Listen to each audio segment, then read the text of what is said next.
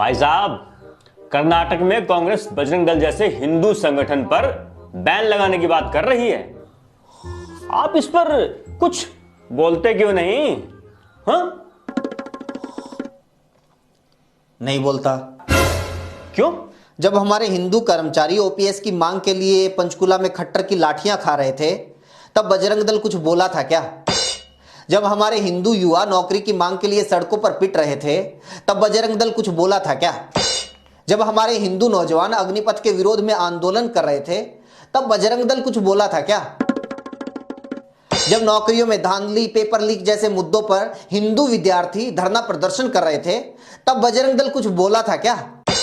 जब हमारे सैकड़ों हिंदू किसान दिल्ली के बॉर्डर पर धरना देते देते शहीद हो गए थे, तब बजरंग दल कुछ बोला था क्या? जब हमारे हिंदू भाई बहनों के लाखों करोड़ रुपए लेकर ललित मोदी, नीरव मोदी, मेहुल चौकसी, विजय माल्या जैसे चोर भाग गए थे, तब बजरंग दल कुछ बोला था क्या? जब बड़े बड़े उद्योगपतियों का लाखों करोड़ रुपया माफ कर दिया गया और हमारे हिंदू गरीब किसान, मजदूर, छोटे दुकानदार कर्ज तले दबकर आत्महत्या कर रहे थे, तब बजरंग दल कुछ बोला था क्या?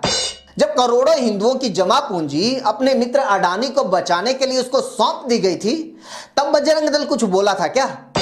जब कोरोना में लाखों हिंदू बिना ऑक्सीजन, बिना इलाज, बिना दवाइयों के मर रहे थे, तब बजरंग दल कुछ बोला था क्या? जब कर्नाटक में हिंदुओं से 40% कमीशन मांगा जा रहा था, तब बजरंग दल कुछ बोला था क्या? बड़े देशभक्त बनते हो।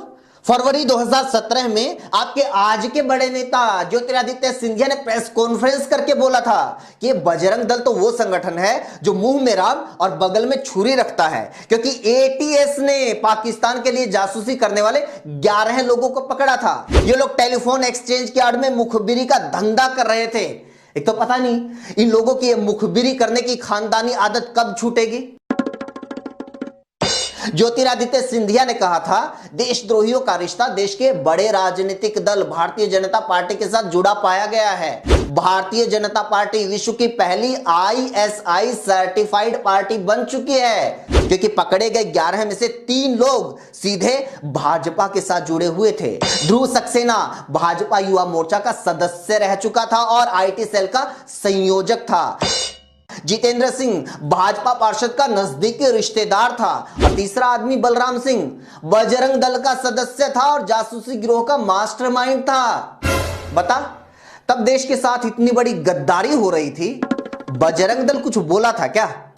अबे बजरंगी के सबसे बड़े भक्त तो देश के पहलवान हैं, जो पूरी दुनिया के धुरंधरों को हराकर देश के लिए मेडल जीत कर लाते हैं। आज वही पहलवान इंसाफ की मांग को लेकर जंतर मंतर पर बैठे हैं। बता, बजरंग दल कुछ बोल रहा है क्या?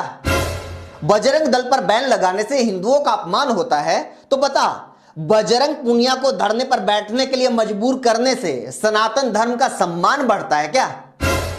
बजरंग दल कभी जंतर मंतर पर बैठी हिंदू पहलवान बेटियों के समर्थन में किसानों, मजदूरों, कर्मचारियों, बैंक कर्मियों, एलआईसी कर्मियों, दुकानदारों, बेरोजगारों, विद्यार्थियों, युवाओं, किसी के समर्थन में आज तक एक भी शब्द बोला हो, तो हम बजरंग दल के समर्थन में बोलने क्या, उसके लिए भूख हड़ताल पर बैठने के लिए तैयार हैं। हिंदुओं का समर्थन चाहिए तो हिंदुओं के असली मुद्दों के लिए साथ खड़ा होना पड़ेगा। पार्क में टीनेजर लड़के लड़कियों को पीटने